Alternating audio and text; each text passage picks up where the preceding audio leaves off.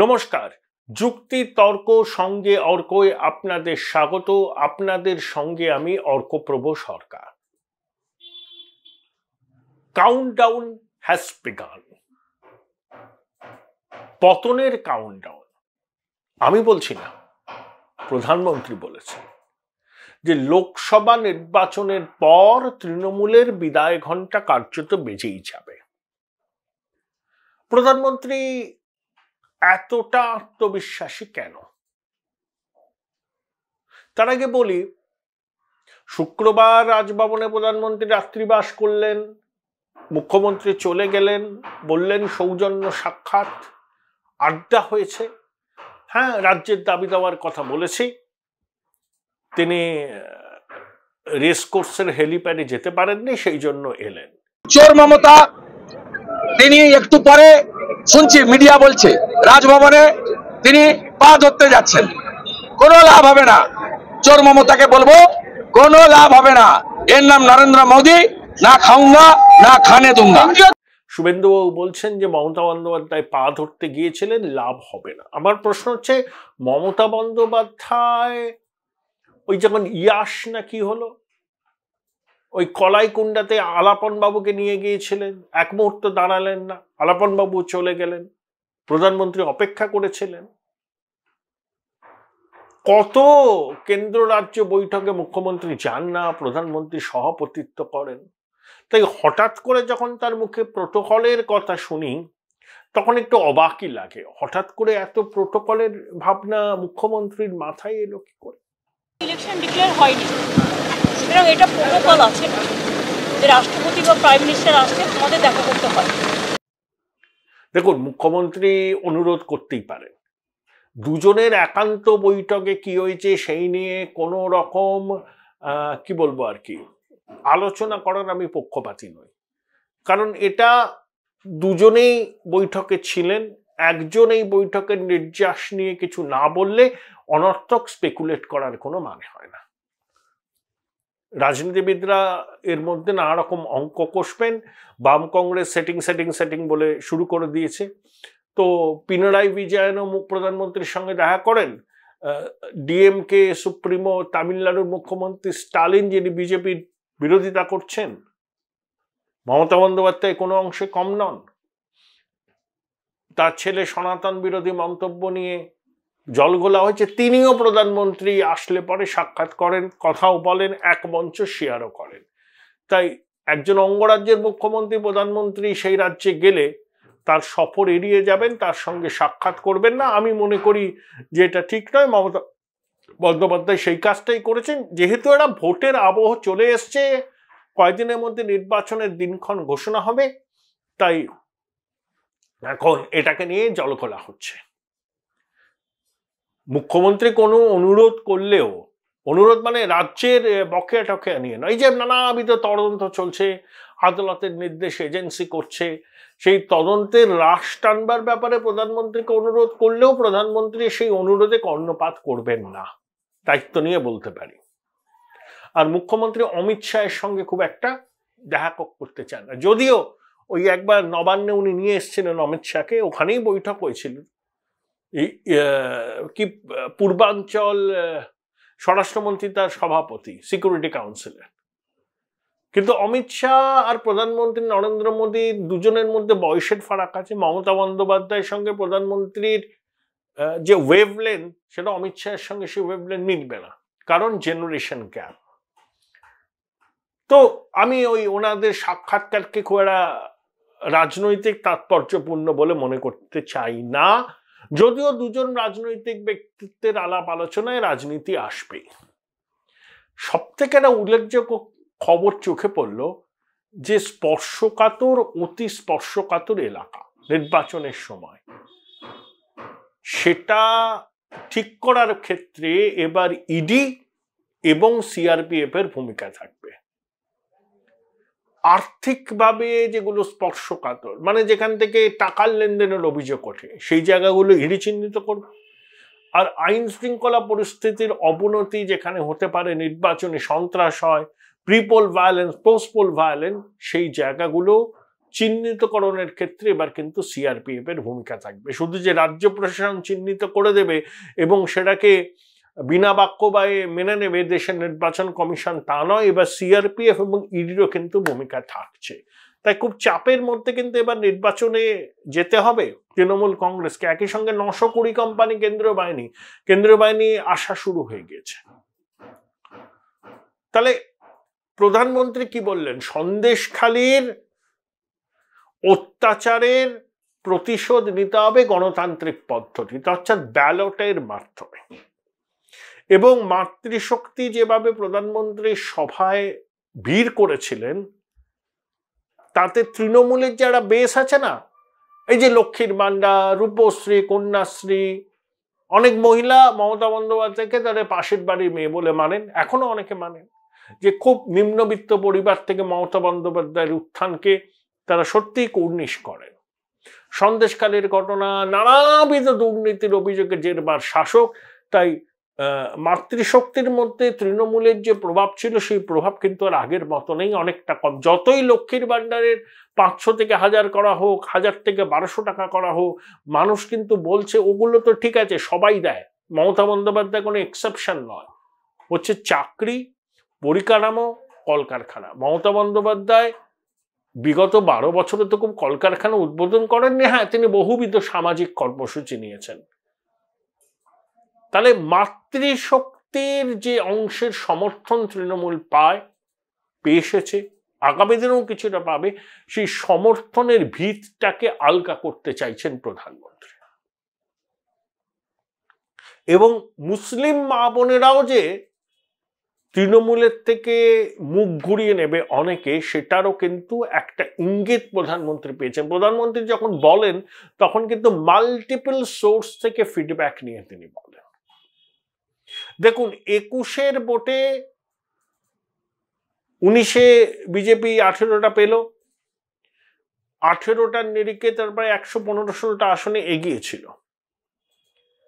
Double ইঞ্জিনের তত্ত্বকে সামনে রেখে তারা নির্বাচনে গেল। সংগঠন সেবায় দুর্বল ছিল না, ফ্লাড গেট খুলে দিয়ে তৃণমূল থেকে লোকজন আনা হলো, কৈলাসজিরা নিয়েছিলেন। কিন্তু তখনও ওই চিটফান্ড ছাড়া ইতিমধ্যে গরুর কথা শোনা যাচ্ছে, কয়লার কথা শোনা যাচ্ছে। এই নিয়োগ, শিক্ষক, অশিক্ষক, কর্মচারী নিয়োগ, পুরো নিয়োগ, মিড ডে মিল নিয়ে অভিযোগ উঠছে, এরকম হরে করম্মা অভিযোগে কিন্তু দুর্নীতির অভিযোগে শাসক দল তখনও বিদ্ধ হয়নি। তখন তাদের চিটফান্ড কাণ্ডে বিদ্ধ করা হতো। Join Indian Institute of Hotel Management now. Right choice, right decision. তারপরে দেখুন, পেরিয়ে গেছে 3 বছর। পার্থ জেলে, কেষ্ট জেলে, মানিক জেলে, এক বিধায়ক জেলে, খাদ্যচোর বালু জেলে। তাই 2021-এর প্রেক্ষিত আর 2024-এর মার্চ মাসের প্রেক্ষিতে এক নয়। আর বিভিন্ন সমীক্ষা কি বলছে?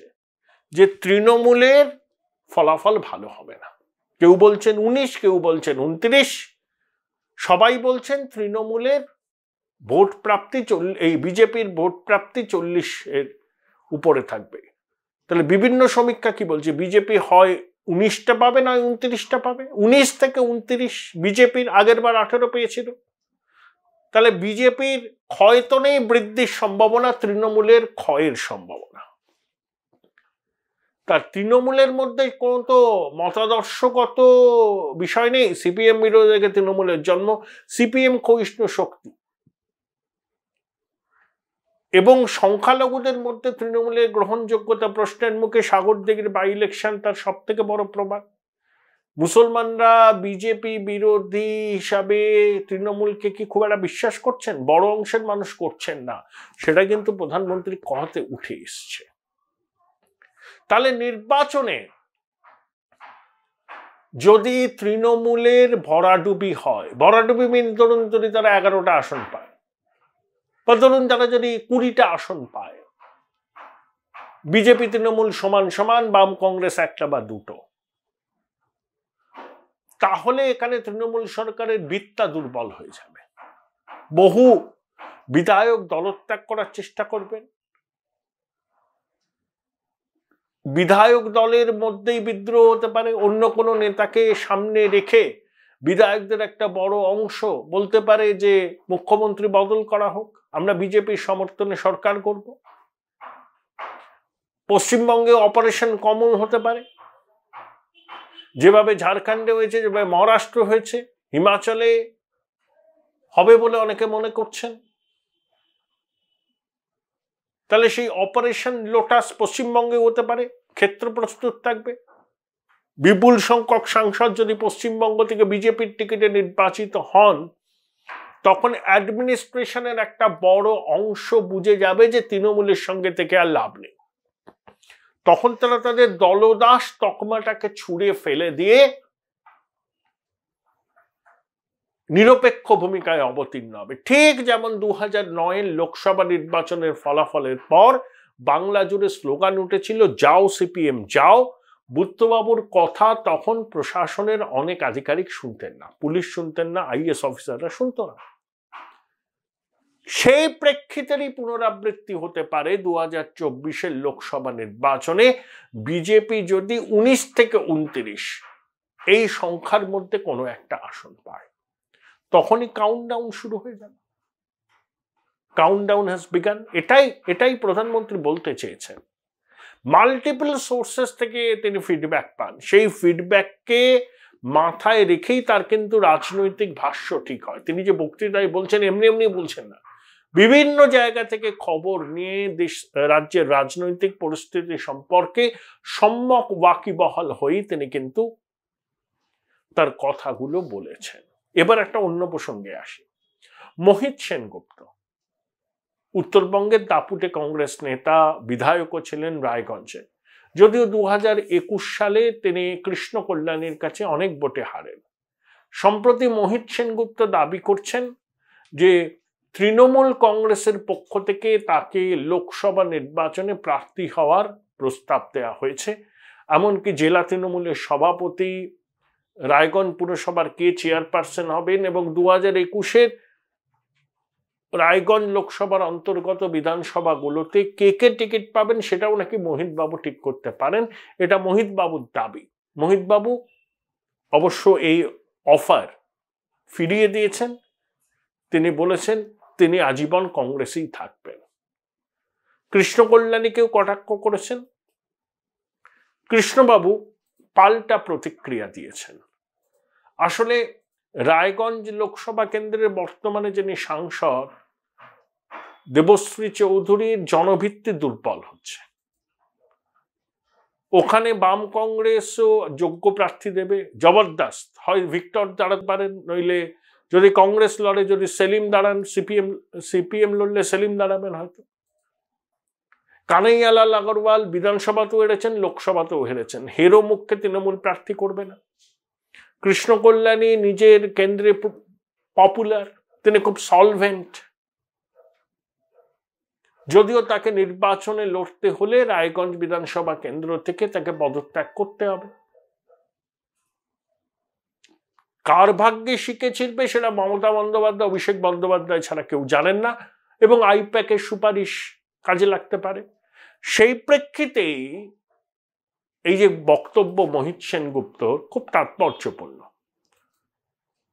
এই সত্য মিথ্যা জানার তো উপায় নেই, মোহিত বাবু যেটা বলেছেন সেটাই বললাম। আর প্রত্যুত্তর দিয়েছেন কৃষ্ণ কল্যাণী। অর্থাৎ একটা জিনিস স্পষ্ট, যে রাজ্যের শাসক শিবিরের সবকিছু ভালো যাচ্ছে না। এভরিথিং ইজ নট হাঙ্কি টোরি। শুনে নিন কৃষ্ণবাবুর বক্তব্য। 2021 জ্বালাটা এখনো ভুলে উঠতে পারেননি। আপনারা যেমন জানেন 2016 সালে উনি বিধানসভা নির্বাচনে 53,000 ভোটে জয়ী হয়েছিলেন। আবার 2021 সালে আমার কাছে 64,000-এরও বেশি ভোটে হেরে যান। ওনার কার্যত জামানত বাজেয়াপ্ত হয়েছিল।